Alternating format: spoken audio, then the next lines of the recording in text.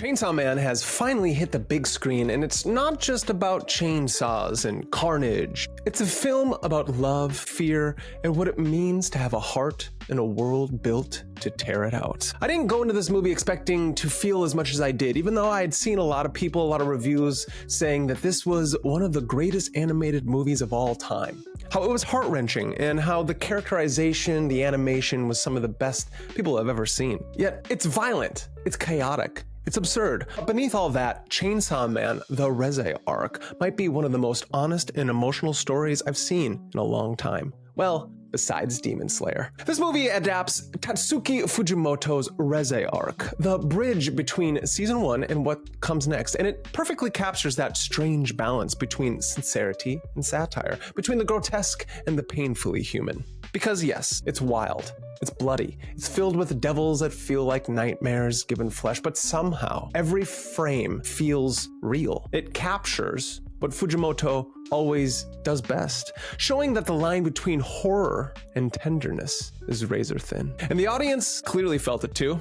This movie already broke as the audience shows that they loved it, the $100 million mark worldwide, which says a lot. It's not just about fandom hype, but about what people actually want from modern anime. People don't just want big loud booms and crashes and crazy fight scenes. They want soul. They want something that bleeds, something that means something that captures their own childhood, the essence of who they are. And Chainsaw Man, the Reze Arc, actually gives us just that. It's a story about love in the jaws of manipulation, the grotesque and the deadly world that they are living in. It's a story about devils incarnate, a boy who just wants to know what it's like to be loved. Can't we all feel that? Don't we all know what it feels like just to want to be loved?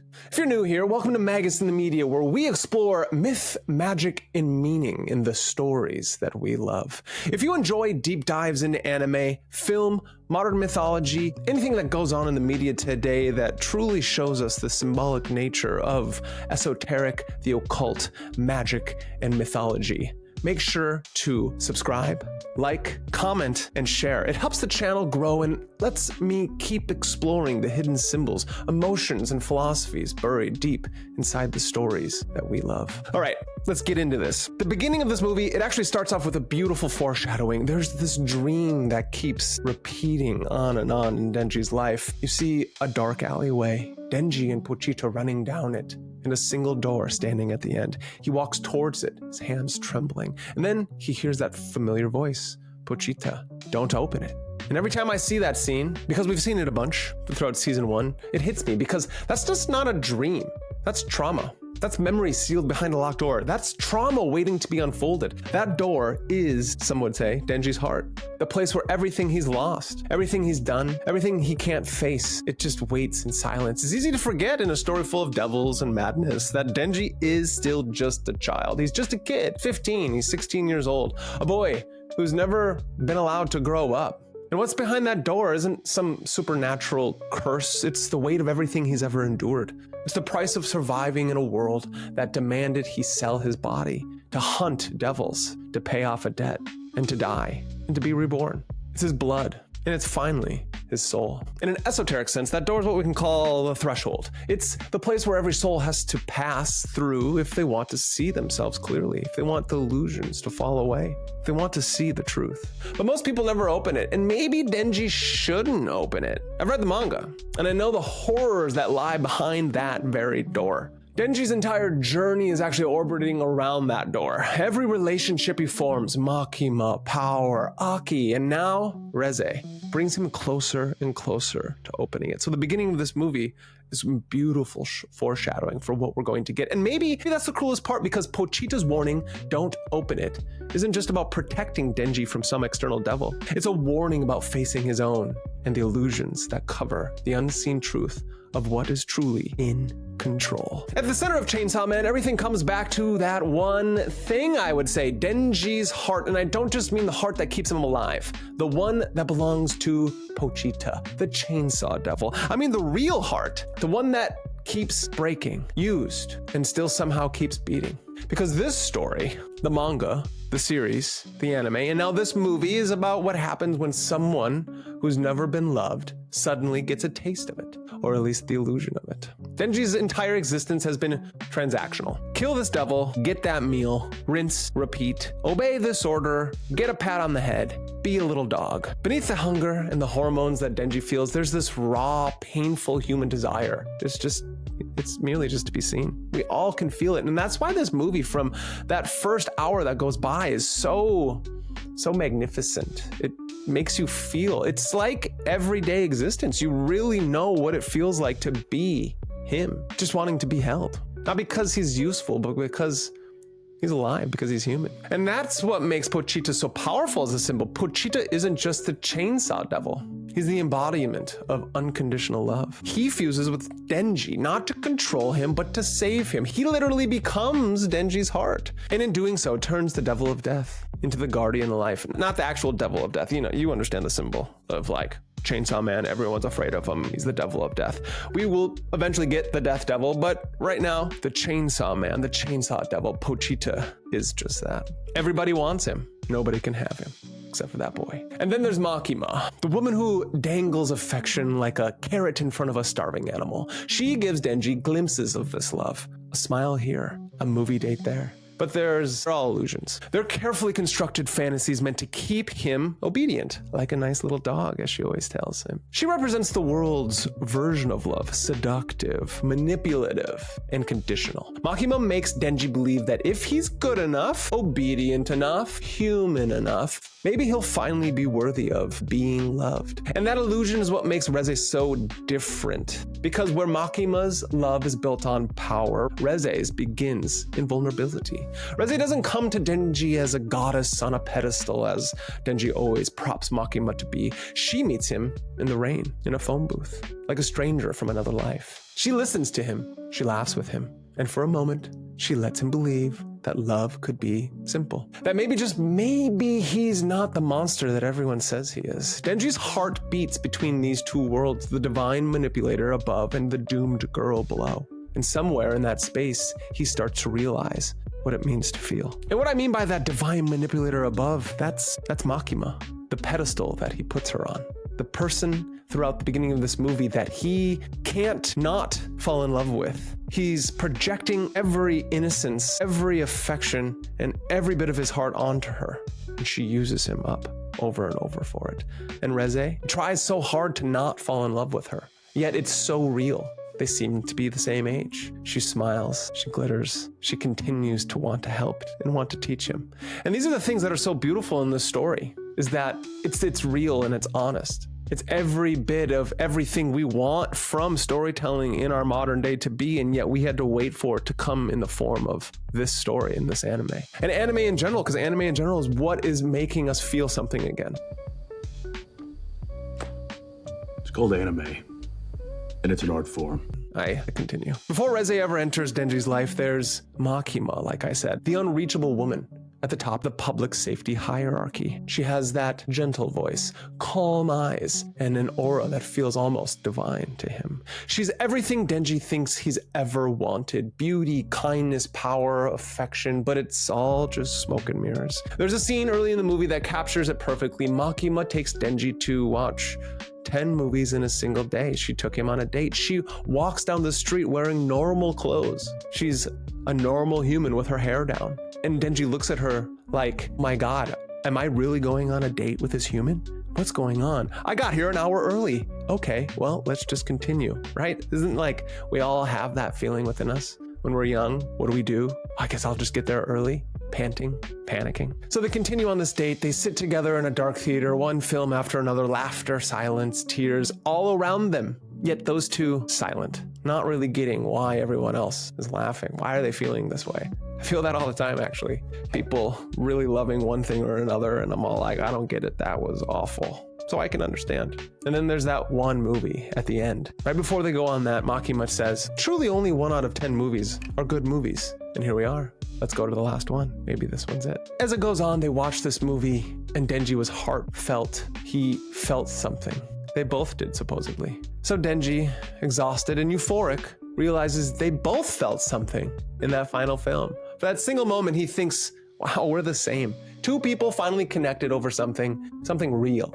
But in truth, that wasn't shared. It was all staged. Makima uses affection, the way a puppeteer uses string. She lets Denji taste connection so he'll crave it. She gives him the illusion of being loved, only to make that love another form of obedience. It's psychological alchemy, turning longing into control. And in that sense, Makima isn't just a character. She is the system. She is the ruler of this world, manufacturing love as a tool of domination. She shows Denji what love could feel like, just enough for him to chase it forever. So when Reze appears, Makima's shadow is already cast over the story. She sets the stage. Reze isn't just another girl. She's a test, and Makima is the hurdle for Reze to get over. A chance for Denji to experience something that isn't scripted, it seems. That isn't manipulation, something that feels alive. And that's why their meaning hits so hard, because for once, Denji isn't reaching upwards towards someone untouchable.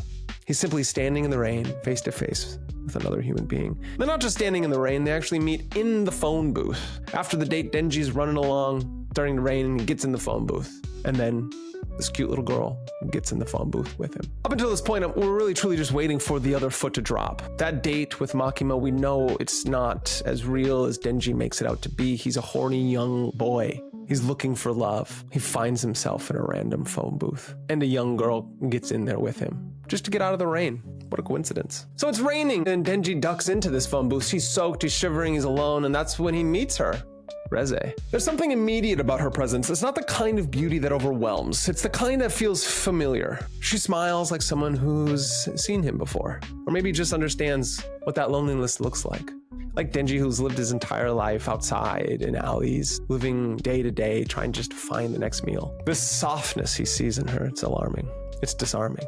Their meeting doesn't feel like the start of a love story. It feels like a spell is being cast. Two souls crossing in the rain, caught between chance and destiny. And right away, Reze wants to continue this excursion. She's saying, let's go do this, let's go do that. Oh, she's like, I work at a coffee shop. You want to meet me there? He does some stupid, silly little things where earlier he ate a flower. So as they're in the phone booth, Denji wants to impress her, I guess, and he coughs up this flower and he gives it to her. And in that moment, she may just decide that she doesn't want to kill him, interesting enough. Because this whole time, she may seem like an innocent girl, but she's really much more. And so if you've read the manga, you'll know. So I highly recommend reading the manga. And so they continue these things. They go to the coffee shop. He hits on her continuously over and over. And then the next thing that happens is she wants to take him to school because she's confused. Why is this young boy not in school? Why is he working for the public safety division? Why is he hunting devils? This is ridiculous. You need to be going to school. It's wonderful of her. She's treating him like a human, not just like a dog. She smiles, she sits close. All these things that we've all felt before. We've all been there before, maybe. And as they're in the school, after this crazy scene, this like magnificent scene of these two people falling in love, she's teaching him how to swim. They've broken into a school. She's teaching him how to spell. She's making fun of him not knowing how to spell. And this is where Reze tells him the story from Aesop's Fable of the country mouse and the city mouse. It's such an odd and random moment because it becomes the emotional code for the whole film. In the fable, the country mouse invites his city friend to a simple meal, barley beans and cold water. The city mouse laughs, promising a better life, fine food, endless comfort. But when they dine together in the city, dogs and cats chase them away. The country mouse runs home, deciding he'd rather live quietly, in peace, than in luxury filled with fear. It's a small story, but it also is the story of Chainsaw Man, a world where survival is traded for power and peace for control, where everyone wants something bigger, brighter, faster, but no one feels safe. They embodies that fable. She's the city mouse disguised as the country one, trained by the machinery of war, pretending to live freely. And Denji, the boy with the devil's heart, becomes her mirror. He's the country mouse who doesn't even know who he is, and that he is one, humble, yearning, content with the smallest of kindness. And yet, when she asks him, which one would you be? He's like, of course, I would be the city mouse. I want food and fast things, and I like this. I want to stay here. I want to do this. She's like, well, I would be the country one. And as the film unfolds, we realize that Reze isn't just seducing Denji, she's actually studying him. Every laugh, every smile, every soft moment is both genuine and strategic. Like a spider weaving its web, she pulls him in. And that's the beautiful thing. As they are falling in love, you get this symbolic cutscenes of a spider catching a moth and weaving him in the web. It's beautiful, yet It's kind of frightening because you can see it happening with every glint in her eye and every little bit as Denji falls deeper and deeper and deeper ensnared in her grasps. And that's what's so beautiful about this movie is that they foreshadow in the symbolic cutscenes that are truly showing us what's going on, the fable of the country mouse and the city mouse, the spider weaving her web around the moth. And like the spider weaving its web, she pulls him in, and yet somewhere along the line, she's caught in it too. Their chemistry feels dangerously real. There's that scene at the school again, Reze teaching Denji to swim. It's tiny. It's an intimate miracle for someone who's never got to go to school before, who never had a normal life. For a moment, the world is soft. The devils are gone.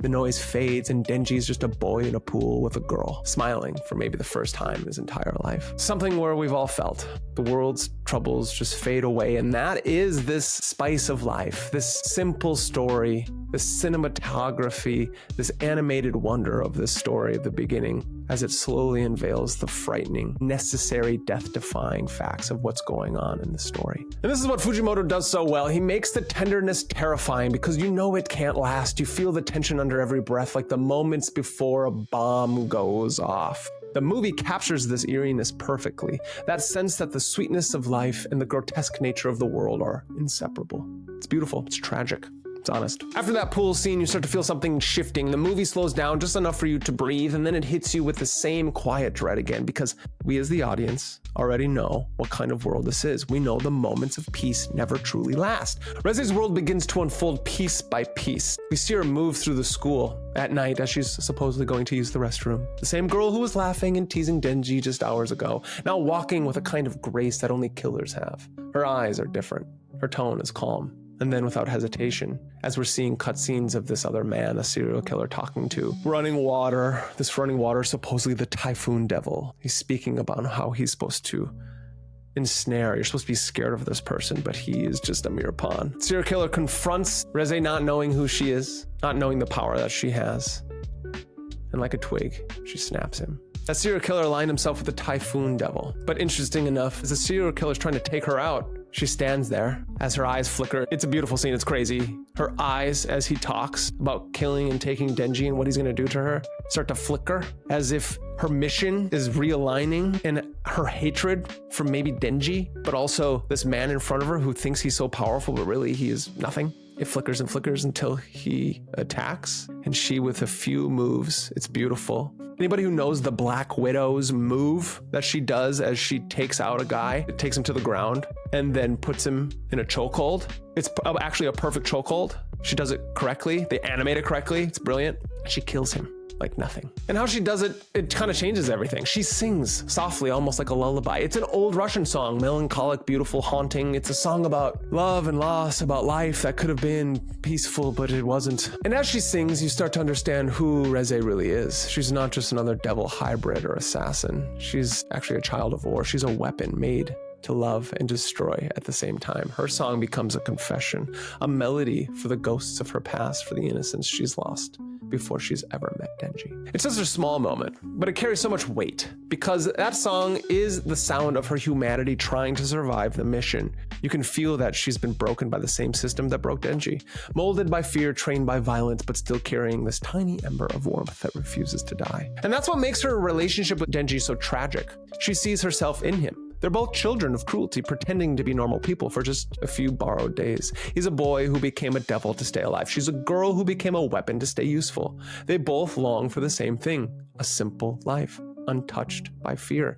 The swimming scene, the laughter, the stolen moments in the rain, all of that becomes a memory before it's even finished. You feel it fading as you watch it. And when the truth about Reze finally comes, when you learn she's been sent to kill Denji and take his heart, it doesn't feel like betrayal. It feels like fate. The typhoon devil, the Russian program, the secret orders, all of it is just machinery of power, grinding these two broken people together until they crack. And in that sense, her song becomes prophetic. It's the sound of love dying before it ever had the chance to live. This is what Chainsaw Man does so brilliantly. It shows you that love and death are never far apart, that even in a world full of devils, what truly haunts us are the parts of ourselves we've been forced to kill just to survive. And as we continue, every time it happens, she invites him to a beautiful firework display. And that's when she asks him, "Will you run away with me? We don't have to be here. We can do this together. I can teach you everything you need to know." He doesn't know who she is. He just thinks she's a girl who's in love with him. And he says no. He likes the life he's lived. He likes where he's at. Makima has really helped him. And that's where she's like, Makima? Okay, I see you.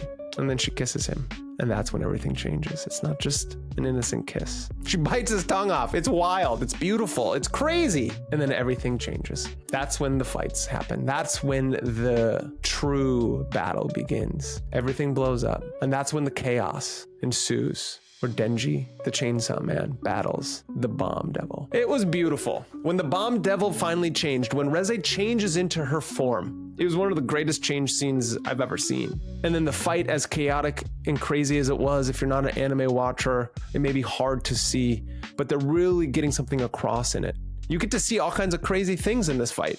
You get to see Denji truly try to master his Chainsaw Man form and then take it to the next step, the parody, the satire of it. It feels so real. He takes his friend, the Fiend, who's the shark guy, and instead of doing what he says, using his chains to swing from thing to thing, from a place to place to defeat the Typhoon Devil and the Bomb Devil, instead, he rides his friend like a horse. It's hilarious. The Typhoon Devil is what? A baby inside. So he has to get inside and kill the Typhoon Devil. And then he needs to take out the Bomb Devil, Reze. It's all amazing. So let's really move on to it. One of the things that always made Chainsaw Man stand out is how it defines what a devil really is. They're not just monsters or villains, which they are. They're not some external evil lurking in the shadows, which they are. They are manifestations, living reflections of human fear. In this world, a devil exists because people believe in it. The more people believe something, the more people they fear it, the stronger that devil becomes. The gun devil, the bomb devil, the katana devil,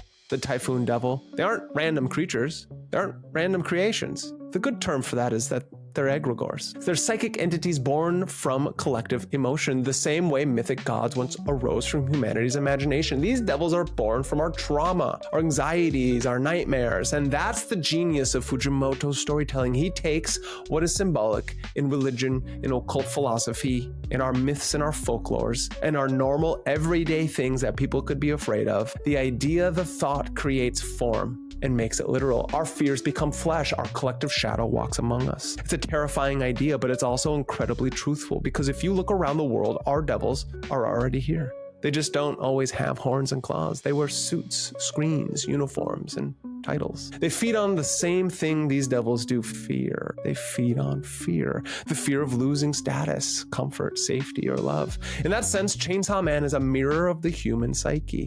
Each devil represents a piece of our own inner world, the parts we repress, until they become roaring back as something monstrous. The gun devil is our addiction to violence and control, of being shot and hearing that sound. The bomb devil is the fear of destruction that also gives us power. Even something like that Typhoon Devil speaks to our terror of chaos, that deep ancient fear that nature itself might rise against us. The Katana Devil, just how many people have died by the hands of a sword. And in the middle of all this, Denji, the boy who became one with the Chainsaw Devil, Pochita.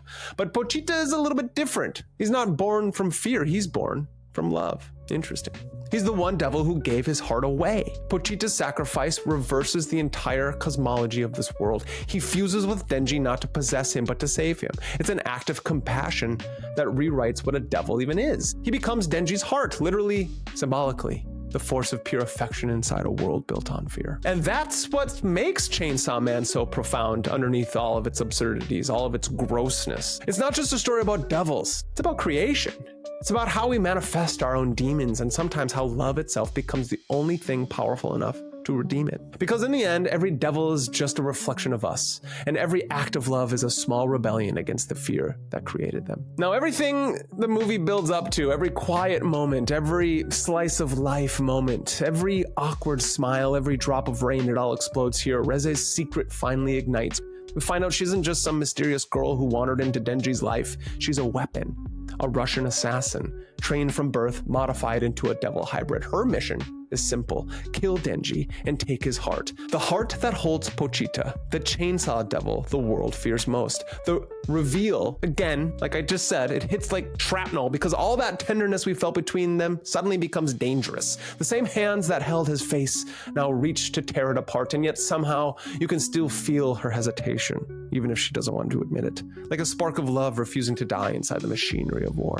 When she finally transforms, when Reze unleashes her bomb form, it's one of the most stunning unveilings in modern anime. I've already talked about it. I'm going to talk about it again because it was brilliant. Mappa doesn't treat it like a simple power-up. They treat it like a religious event. Her body becomes a weapon of light and fire. Every motion fluid and horrifyingly beautiful. You can see both the angel and the monster in her all at once. It's transcendent and self-destructive all in one frame. Their fight tears through the city like a mythic love story turned apocalypse. Reze and Denji clash not as enemies, but as two people who understand each other far too late. The explosions, the rain, the screams, it's pure chaos, but it feels intimate. Even a moment when they're fighting, he's on top of the car with Aki driving, and she's on top of a bus. She tries to lure him in one more time, and he almost falls for it. That's how simple of a boy he is. They're fighting, and she lays out a few lines, and he's like, okay, she loves me. Aki's like, you fool, fight her. She's messing with you. And he's like, oh, no, you did it. You're right. And the battle begins again. Every blow is another confession. Neither of them knows how to say it aloud. And even when Denji wins, if you can call it winning, he doesn't finish her off. He reaches for mercy instead. Because in that moment, Denji finally understands what love really is. And it was a beautiful thing. They're just sitting on a beach. He saves her life after pulling her underwater. Because in that moment, Denji finally understood what love really is. It's not a fantasy.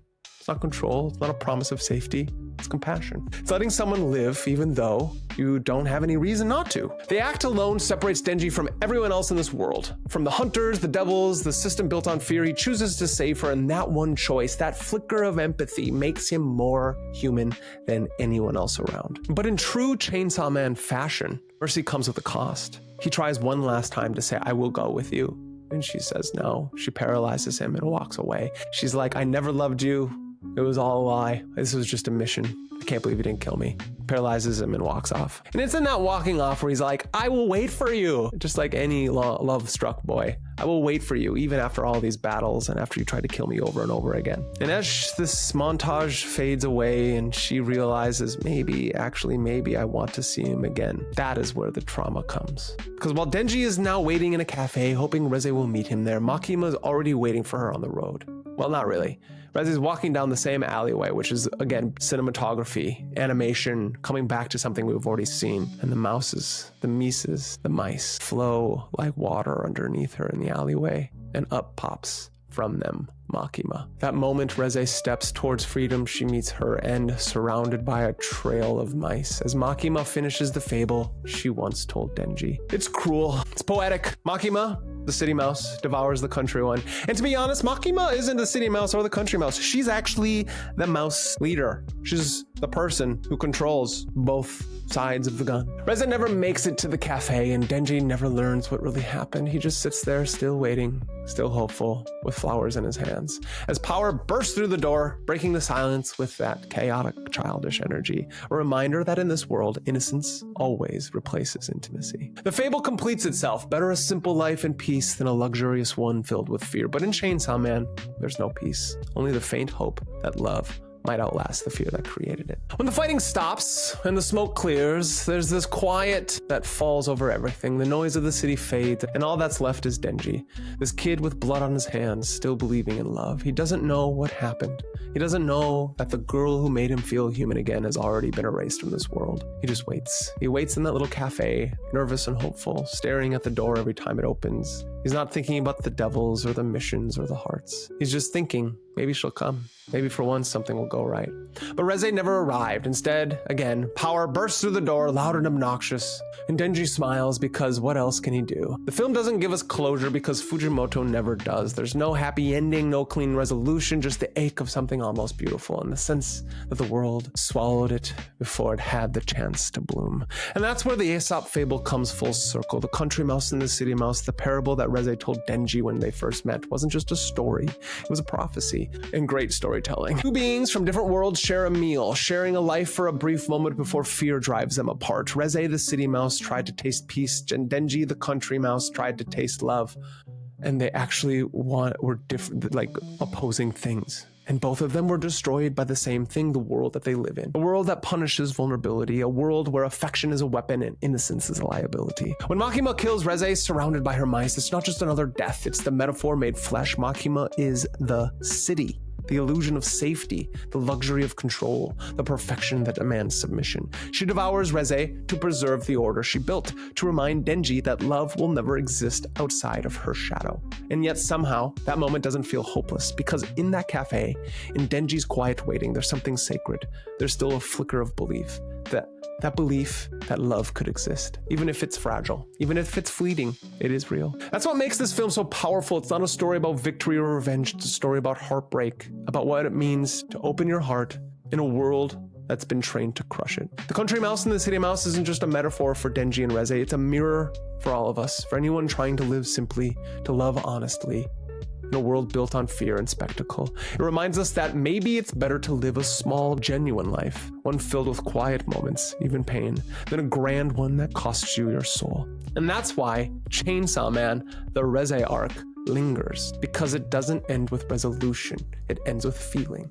It ends with the weight of everything that could have been, and that's real life. That's the kind of truth most stories are afraid to tell. When the credits roll, what lingers isn't the explosions or the gore, it's the silence that follows, the ache in your chest when you realize Denji will never see Reze again. That understanding that even in a story filled with devils, the most painful thing is still being human. Chainsaw Man, the Reze Arc, is one of those rare pieces of storytelling that dares to be both absurd and deeply sincere. It's a movie about the monsters we make, the hearts we break, and the small flickering hope that something pure can still survive in the wreckage. And maybe that's what makes this film so important, because beneath all the chainsaws and the chaos, the death, and the fancy flashing lights, it's trying to remind us of something real, that love isn't weakness, that caring, feeling, and opening your heart, even a world built on fear, is an act of rebellion. And that sometimes the most dangerous thing you can do is feel everything anyway. That's what Fujimoto does so beautifully.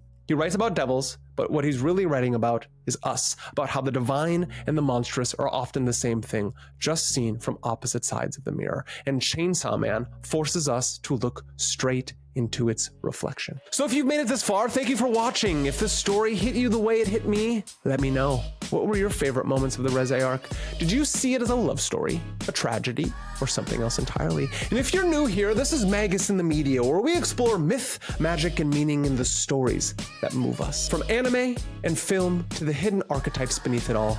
If you enjoyed this breakdown, like, share, and subscribe. It helps more than you know, and it keeps these explorations alive. We will be continuing to reveal great stories that move us, as well as what is happening in our own world, all the beauty and the tragedy of our own stories, and a few other worlds that blur the line between the mystical and the modern. Until then, remember, if you aren't in control of your world, someone else is. And this one, like every great myth, reminds us that the heart we protect is the same heart that sets us free.